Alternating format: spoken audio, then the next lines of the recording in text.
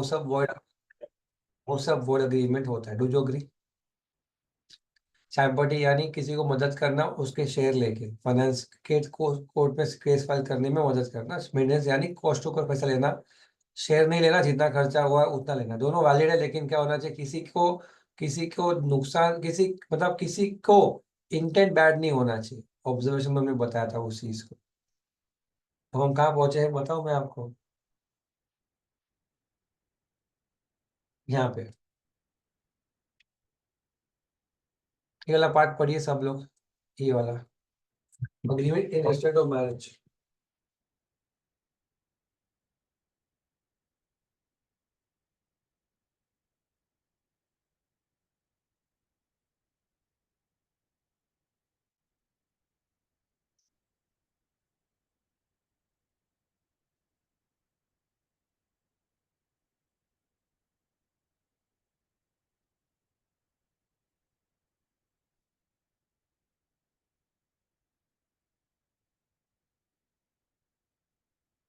आप लोगों ने पढ़ा होगा पॉइंट नंबर 1। अब ये agreement in respect of marriage है, यानी ये रिस्ट्रेंट यानी रोकना, और मैरिज के लिए रोकने का अग्रीमेंट, यहाँ में आप किसी को कहो कि आप शादी नहीं करोगे तो हम आपको इतना रुपया देंगे। ऐसा अग्रीमेंट जहाँ पे आपने अपनी मर्जी से शादी ना करने का वादा किया हो, और फिर भी अगर आप शादी करो तो क्या आपने कॉन्ट्रैक्ट को तोड़ा है, ऐसा माना जाएगा? आंसर इज नो, क्योंकि ऐसा कोई कानून नहीं है।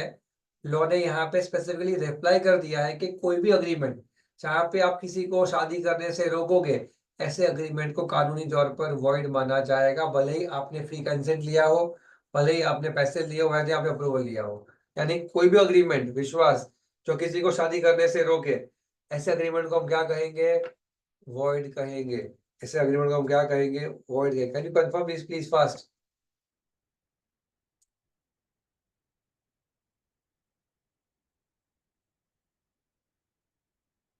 ये समझा कि नहीं समझा? Hello? Agreement in respect of trade समझा कि नहीं समझा? क्या सीखा? किसी को शादी करने से रोकने का अग्रीमेंट वैलिडेट नहीं है। लॉ ने मना कर दिया है, हम उसको क्या मानेंगे? बार बार वॉइड मानेंगे, बार बार वॉइड मानेंगे। उसके बाद आपका आता है agreement in respect of trade. Please read करो इसे।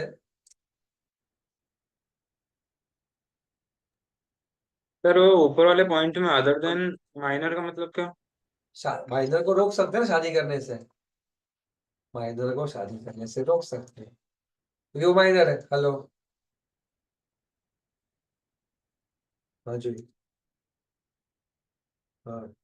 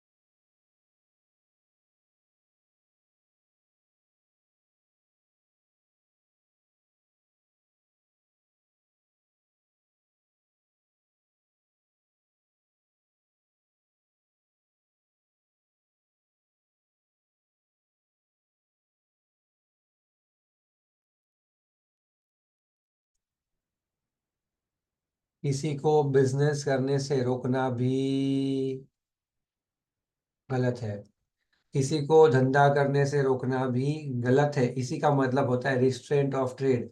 ऐसा अग्रीमेंट, देवयानी जिंदगी भर बिजनेस नहीं कर सकती, जॉब नहीं कर सकती, ठीक है मुझे मंजूर है, फिर भी वो कर सकती है। दुनिया में किसी इंसान को हम उसकी फ्रीडम, बिजनेस की फ्रीडम उससे छीन सकते हैं? अरे वो खुद हाँ बोले फिर भी नहीं छीन सकते हैं, उसने खुद अग्री किया और फिर भी नहीं छीन सकते। ये आपका कॉन्सेप्ट है अग्रीमेंट इंस्टेंट ऑफ ट्रेड। लेकिन गौतम, उसके एक्सेप्शंस है। क्या है एक्सेप्शंस? यानी जहां जहां पे जब आपने गुडविल बेचा हो, जब आपने अपने बिजनेस का गुडविल बेचा हो, तो फिर आप वो बिजनेस नहीं कर सकते उस एरिया में उस समय तक। Do you agree? हमने रतलाम की कोई फेमस रतलामी सेव की दुकान जो थी, वो दुकान समझो भंडारी, रतलामी सेव भंडार, भंडारी। अब भंडारी सेव भंडार बहुत फेमस है रतलाम में, सपोज एग्जांपल दिया मैं। और अगर विश्वास कसेरा कहता है कि मुझे ये ब्रांड खरीदनी है, ब्रांड भंडारी सेव भंडार, उसके लिए 10 लाख रुपए दे दिए विश्वास ने। उसके बाद वो बंदा भंडारी सेव भंडार रतलाम में ओपन कर सकता नहीं है, वो धंधा कर सकता नहीं है, क्योंकि उसने क्या किया था? उसने कॉम्पिटिंग बिजनेस किया था। अरे हाँ या ना? अरे हाँ या ना? ये हो गया गुडविल एक्सेप्शन। मतलब गुडविल बेचा हो तो वो धंधा नहीं कर सकता, वो वैलिड है। Do you agree? गुडविल बेचने वाला इंसान धंधा नहीं कर सकता कुछ समय तक, कुछ एरिया में जहां पे उसका बिजनेस था। और भंडारी से भंडार ने खोला क्या? भंडारी चाइनीज कॉर्नर, उसी दुकान के बाजू में, वो कर सकता है? हाँ। चाइनीज का गुडविल थोड़ी था। भंडारी ने खोला भंडारी आइसक्रीम सेंटर, क्या वो कर सकता है? हाँ। भंडारी रतलामी सेव सेंटर खोला मुंबई में, क्या वो कर सकता है? हाँ। मतलब रतलाम में भंडारी सेव भंडार नहीं हो सकता, रतलाम के आजू बाजू के कुछ गांवों में नहीं हो सकता, इंदौर में नहीं हो सकता, लेकिन और कहीं तो आप नहीं रोक सकते। Specified limits, specified area, specified business. अब अगला 3 पार्ट आपके पार्टनरशिप एक्ट की कनेक्शन है, प्लीज इसको पढ़िए। पार्टनरशिप में कौन सा बिजनेस आप कर सकते हो, कौन सा नहीं कर सकते एज अ पार्टनर, वो लिखा है 2 हाईलाइटेड पार्ट में। पहला पॉइंट, दूसरा पॉइंट पढ़िए, फिर आगे का पार्ट पढ़िए। सर हाँ बच्चा। सर वो एक्सेप्शंस में जो था कि स्पेसिफाइड लोकल लिमिट्स, उसमें ऐसा हो सकता है कि मतलब पूरी दुनिया में कहीं भी नहीं कर सकते हैं? नहीं हो सकता। फिर तू पूछेगा सर समझा दो थोड़ा सा, बात को समझ। एक सेकंड रुक जा। अच्छा ना घर पे सब लोग, हाँ जो, हाँ हाँ चल से, हाँ हाँ कह रहा हूँ चाचा। तो एम भी।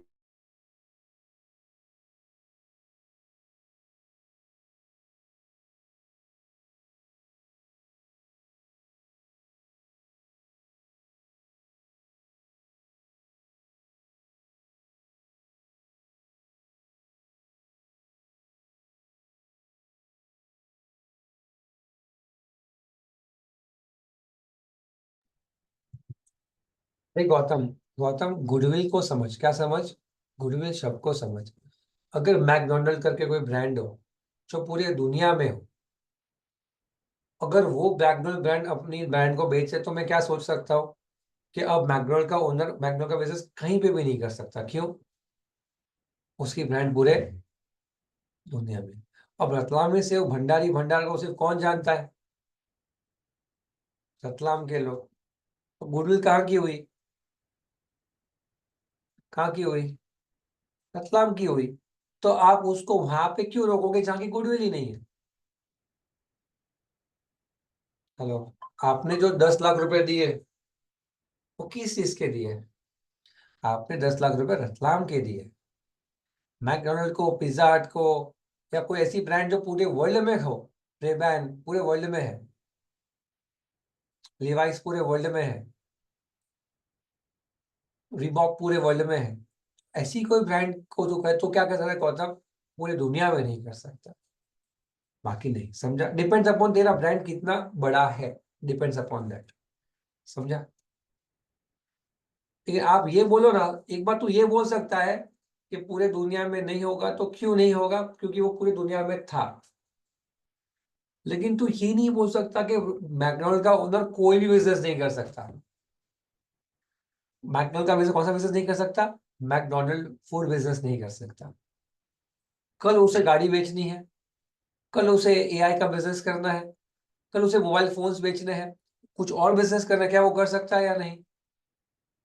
तो आप किसी इंसान को धंधा करने से नहीं रोक रहे हो, आप किसी इंसान को वो धंधा करने से रोक रहे हो जिसका उसने गुडविल बेचा है। बात समझ में आ रही है?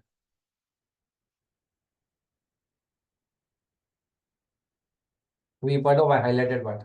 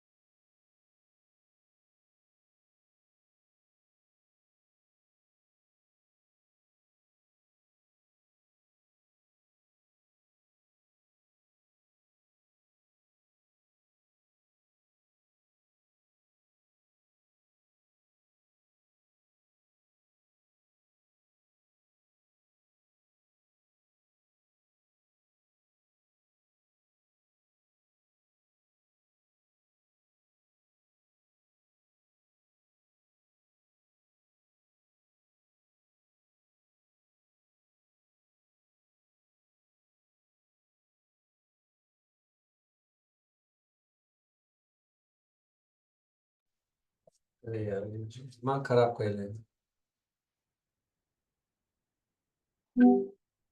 हाँ बोल यार।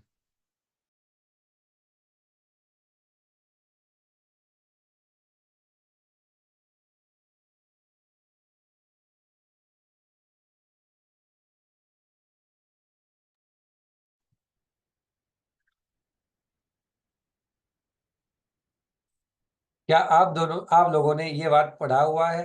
Partners competing business and rights of outgoing partner, do you agree? ठीक है, क्या एक पार्टनर कॉम्पिटिंग बिजनेस कर सकता है जब वो पार्टनरशिप में हो?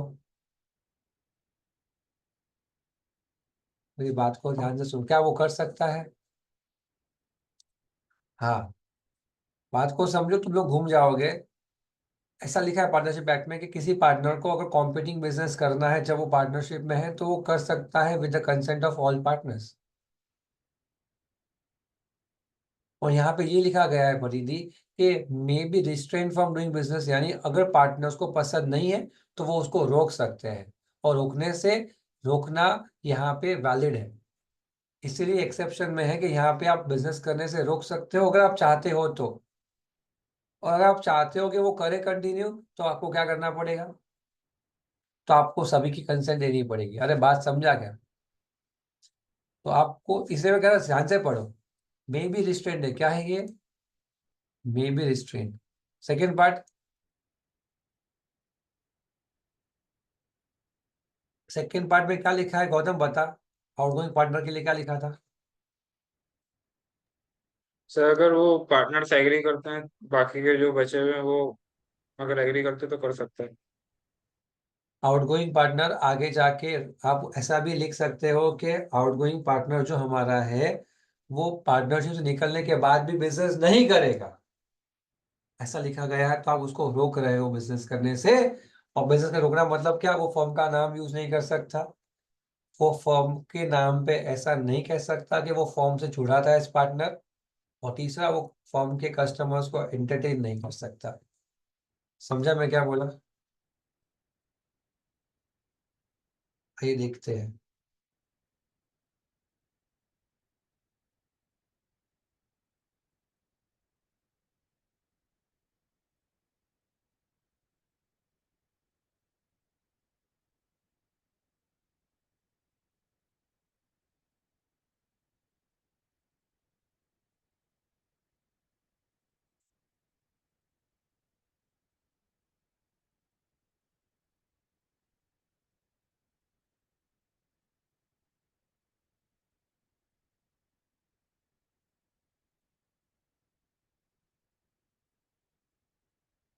चलिए,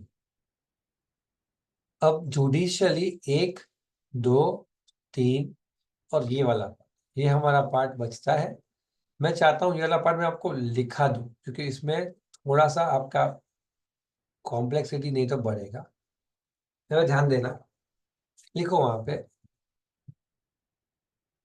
देख भाई, ये भी क्या है पता है गौतम, ये भी ऐसे यहाँ पे रिस्ट्रेंट के एग्जाम्पल्स थे। ये भी रिस्ट्रेंट के यानी बिजनेस को करने से रोकने के एग्जाम्पल्स है। पहला एग्जाम्पल है ट्रेड कॉम्बिनेशन पे, लिखो हेडिंग खाली ट्रेड कॉम्बिनेशन, आपको सिर्फ समझाने के लिए कर रहा हूँ, वरना यहाँ से ही है।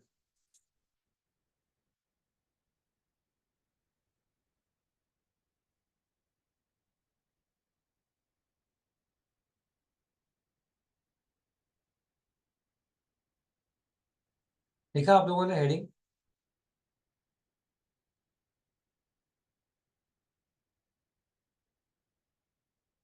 देखो, क्या आप कभी पिज्जा हट गए हो? पिज्जा हट? क्या आप कभी डोमिनोज गए हो? गए हो? तो मुझे कोई बताएगा, डोमिनोज जब आप जाते हो तो आपको कौन सा ड्रिंक मिलता है ब्लैक ड्रिंक में, डोमिनोज में? पेप्सी, थम्स अप या कोक? कोक। कौन सा होता है? कोक। और पिज्जा हट में? हम्म, नहीं पता। मैकडोनल्ड, मैकडोनल्ड पे? मैकडी में क्या मिलता है? नहीं पता। नहीं पता? कैसे सीखोगे ट्रेन कॉम्बिनेशन? कैसे? कैसे सीखोगे ऐसा? कैसे? मैं भी नहीं जाता कहीं पे, लेकिन मुझे पता है।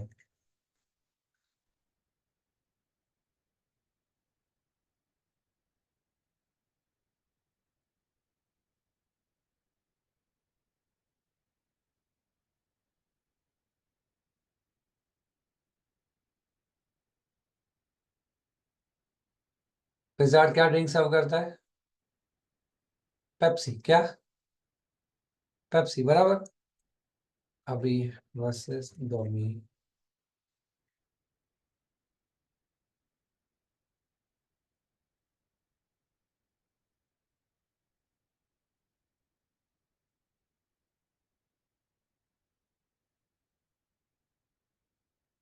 ये भी होगा ड्रिंक्स।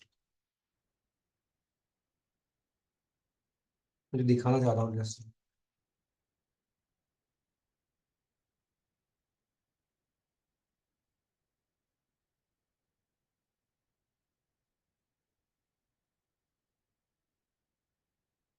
ये देखो, क्या आपको ये दिखा मिला? कोक में क्या, कोको मैकडोनल्ड में क्या मिलता है? कोक। पेप्सी टैको बेल पे, मतलब पिज्जा हट पे पेप्सी। यहाँ के देखोगे बर्गर किंग में कोक, केएफसी में पेप्सी। हेलो। वेंडीज में कोक, टैको बेल में पेप्सी। क्या मैं कह सकता हूँ जहाँ पे पेप्सी मिल रही है वहां पे कोक नहीं मिल रही है, और जहाँ पे कोक मिल रही है वहां पे पेप्सी नहीं मिल रही? हाँ, इसे कहते हैं ट्रेड कॉम्बिनेशन। क्या कहते हैं इसे? Trade combination. के डोमिनोज ने बोला कि मैं सिर्फ कोक बेचेगा, पिज्जा हट बोला मैं सिर्फ पेप्सी बेचेगा, तो जहाँ पेप्सी है वहां कोक नहीं, जहाँ कोक है वहां पे। तो पिज्जा हट के साथ पेप्सी ही मिलेगा। वहां पे आप लोग पिज्जा हट में को थम्स अप देना, sir sorry we don't have it. मतलब डोमिनोज के साथ पेप्सी पीनी है तो घर पे आके पीनी पड़ेगी, वहां पे नहीं मिलेगी। थम्स अप के साथ पिज्जा खाना है पिज्जा हट का, तो नहीं मिलेगा, घर पे आके करना पड़ेगा। हेलो, इसका मतलब ये हुआ परिधि, पिज्जा थम्स अप को रोका गया है पिज्जा हट में थम्स अप बेचने के लिए, और पेप्सी को रोका गया है डोमिनोज में बेचने के लिए। फिर भी वैलिड है, फिर भी वैलिड है, क्योंकि ये ट्रेड कॉम्बिनेशन ना करे तो रोका गया है, लेकिन वैलिड है या इनवैलिड? वैलिड, वैलिड, वैलिड, ये समझा? तो any such trade combinations are valid और not? Any such trade combinations are definitely, definitely, definitely valid.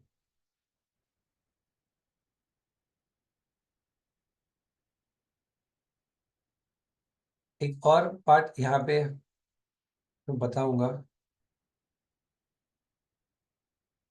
हम कोई कोई जगह पे जाते हैं ना घूमने, जैसे मैं ना एक बार माउंट आबू गया था, आपके आजू बाजू में पड़ता है ना आबू रोड, सुना है?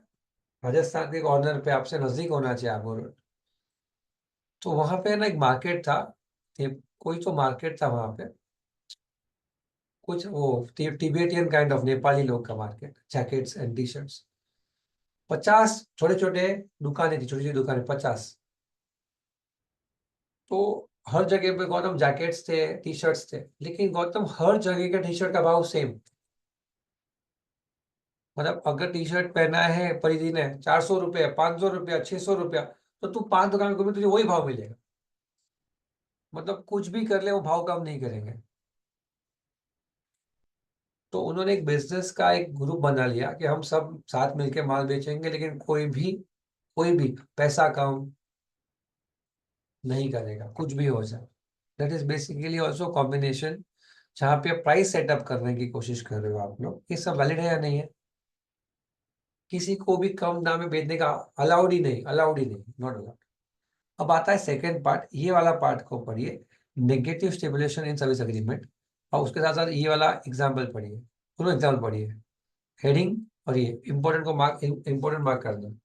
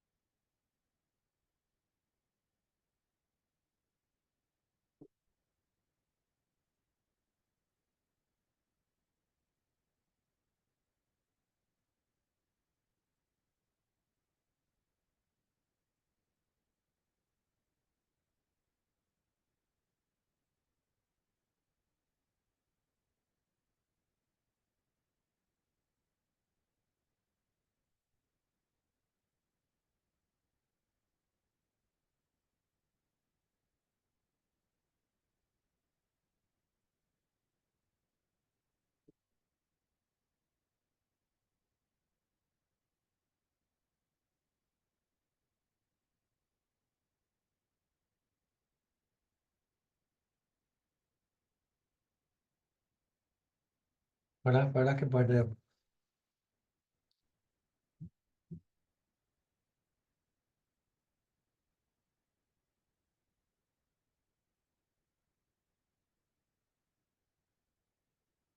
देखो, आई होप आपने पढ़ लिया होगा,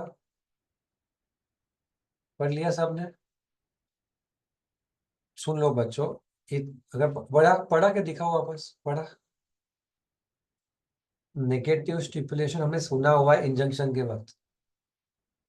एक प्रैक्टिसिंग सीए, एक प्रैक्टिसिंग सीए जॉब नहीं कर सकता, और जो सीए जॉब करता है वो प्रैक्टिस नहीं कर सकता।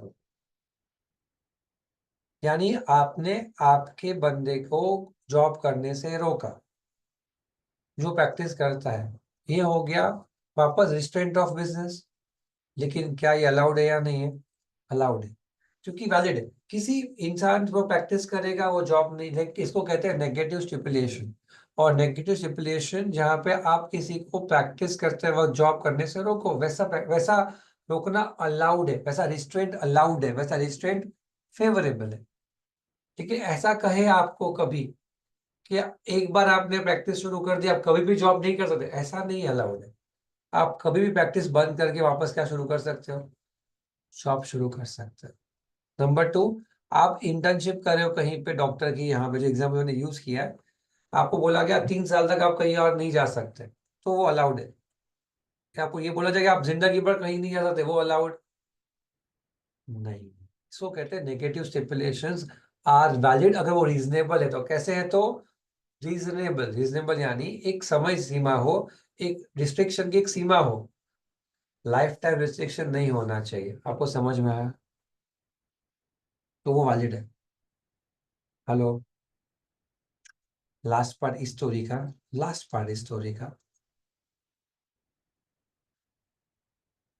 ये वाला पार्ट, ये वाला। और ये वाला पार्ट मैं रीड कर रहा हूँ ओरली। ये थोड़ा बड़ा लिखा है मैंने, कट शॉर्ट करके लिख सकते हैं एग्जाम्स के लिए। एनी अग्रीमेंट में लिख लो, मैं लिख के ही दूंगा, पर अब आप फिर भी लिख लो अभी के लिए समझने के लिए। Any agreement made between parties, any agreement made between parties which restricts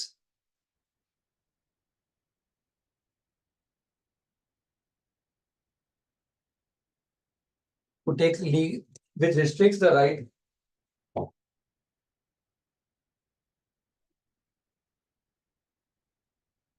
to file a suit, to file a suit, sir suit right के बाद क्या बोला? which restricts a right to file a suit, suit, suit यानी SUIT, which restricts to file a suit in a court of law, which restricts to file a suit in a court of law is completely void.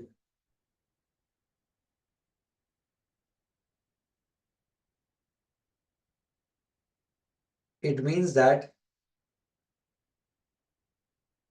it means that an agreement in restraint of, which means that an agreement in restraint of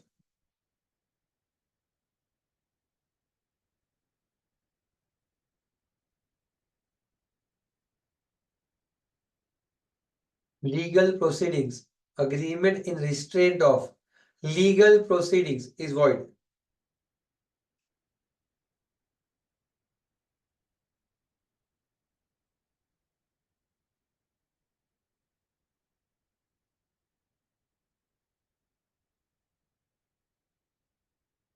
Is void. However, in the following two cases,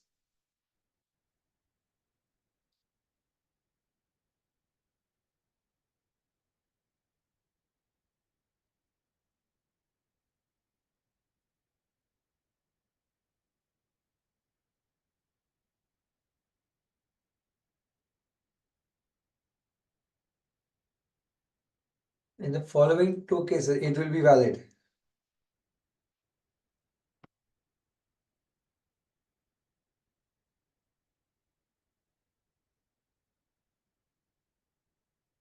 Number one, agreement where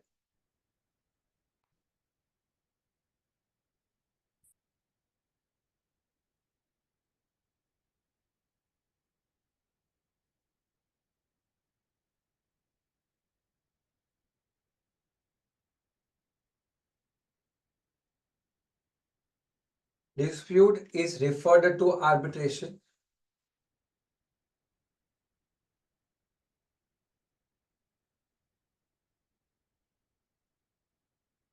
Dispute is referred to arbitration. Number 2, agreement where dispute is proposed to be referred to arbitration. Number 1, agreement where dispute is referred to arbitration. Number 2, agreement where dispute is proposed to be referred to arbitration.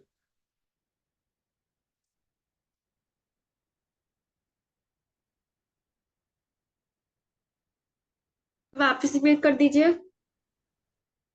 वापस repeat करना है।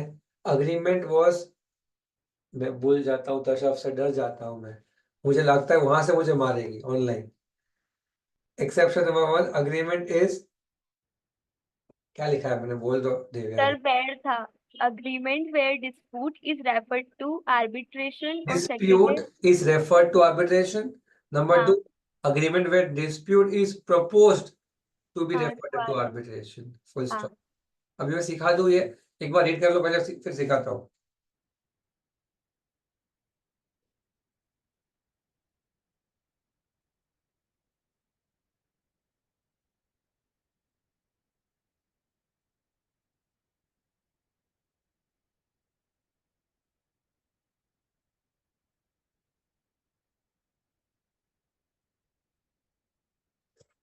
Sir ये notes में कहाँ दे रखा है? मेरे को ना आपके वर्ड अग्रीमेंट के नोट्स पता नहीं है, आपके पास वर्ड अग्रीमेंट के नोट्स नहीं है शायद, है? कहाँ है? सर है आपकी इसी बुक में। तो देखो ना वहां पे होगा, देखो मैं आपको बताऊं, वो वाला नोट ओपन करने की कोशिश करता हूँ, रुको, जो आपके पास होगा। पेज नंबर 64 पे ला।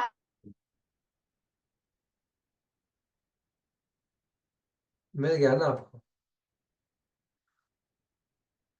मिला कि नहीं? तो ये वाला पार्ट देख बेटा, यहाँ पे होगा, देख ऐसा, यहाँ पे देख, मैंने वो वाला नोट्स ओपन किया पुराना वाला,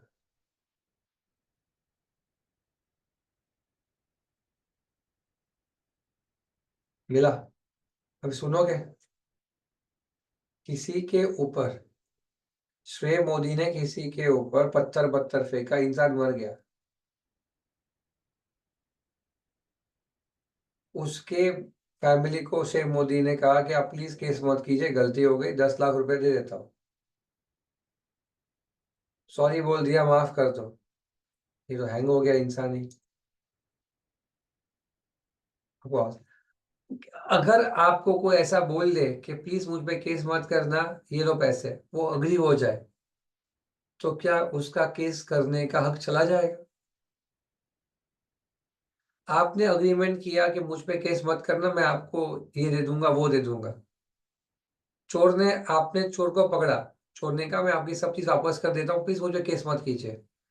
आपने कहा ठीक है, वापस कर दी, क्या आपका हक चला गया केस करने का?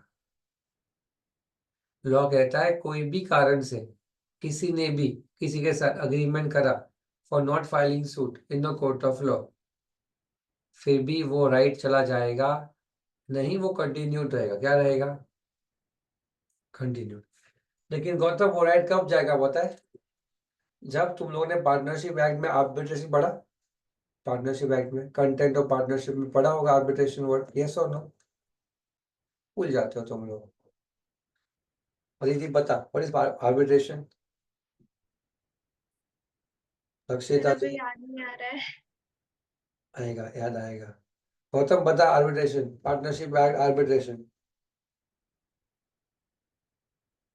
गौतम सिखा, नहीं याद है? आर्बिट्रेशन यानी हमने पार्टनरशिप डील में क्लॉज डाला है कि जब भी हमारी पार्टनरों के बीच में कोई भी डिस्प्यूट होगी, तो हम बिना कानूनी कोर्ट में जाने के बदले हम ध्वनिक सर जो कहेंगे उसको ही सच मान लेंगे। आर्बिट्रेशन यानी सेटलमेंट का रास्ता ढूंढना बिना कोर्ट का दरवाजा खटखटाए। Settling the dispute without intervening in the court of law, अंग्रेजी settling the dispute without intervening in the court of law. तो लॉ कहता है अगर आपने आर्बिट्रेशन अपॉइंट किया है, ध्वनिक सर, आशीष सर या ऐसा ऑफिशियल कोर्ट के लोग जो आर्बिटर बनने को तैयार होते हैं गौतम, उनको अपॉइंट कर दिया है, तो फिर आपको कोर्ट में केस करने की जरूरत नहीं है। तो फिर आप आपका राइट छोड़ सकते हो कि आप कोर्ट में केस मत करो।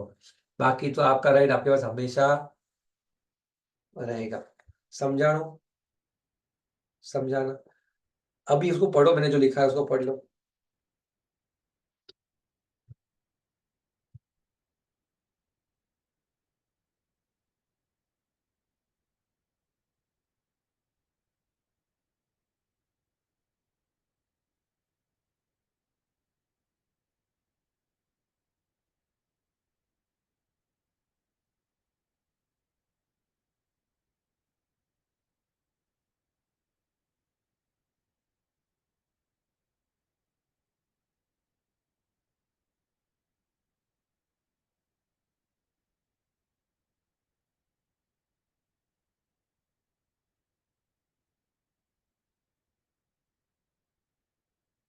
पढ़ा पढ़ा गौतम, पढ़ा। हाँ, प्रपोज मतलब क्या? जब पहले से अगर अपॉइंटेड है या फिर झगड़ा होने के बाद अपॉइंट किया, दोनों चलेगा। एक्सेप्शन नंबर 1 कब है गौतम? जब तुमने पहले से अपॉइंट किया था ध्वनिक सर को। ऑप्शन नंबर 2 में क्या है कि जब पहले झगड़ा हुआ तब अपॉइंट किया, दोनों चलेगा। समझा क्या? प्रपोज टू बी अपॉइंटेड यानी डिस्प्यूट होने के बाद अपॉइंट किया। एंड पहले वाले पॉइंट कब से अपॉइंटेड था गौतम? पहले से अपॉइंटेड था। ये 2 पॉइंटर्स इंपॉर्टेंट है। क्लियर है? क्लियर? ठीक है। इसका मतलब आपका वर्ड अग्रीमेंट, छोटे छोटे चीजें था जो हमने कवर करा। हमारा सेशंस 21 तारीख से सिर्फ और सिर्फ रोज 1-1 घंटा पेपर्स होंगे, एग्जॉस्टिव पेपर्स होंगे रोज। तो आप समझ लेना कि हमारा नेगोशिएबल का एक मैनुअल लेक्चर एक सिंगल डे का होने वाला है। तो हम पेपर्स तो रोज करेंगे ही करेंगे, और कोई भी एक दिन क्या ले लेंगे एक्स्ट्रा लेक्चर में नेगोशिएबल। जब आपका डिप्स में मुझे 2 से 4, 2 से 5, इकोनॉमिक्स रोज होता नहीं है, मुझे लगता है रोज तो नहीं हो रहा है ना इकोनॉमिक्स। तो सर अभी तक स्टार्ट ही नहीं हुआ है। अच्छा, कितना बाकी है इको आपका?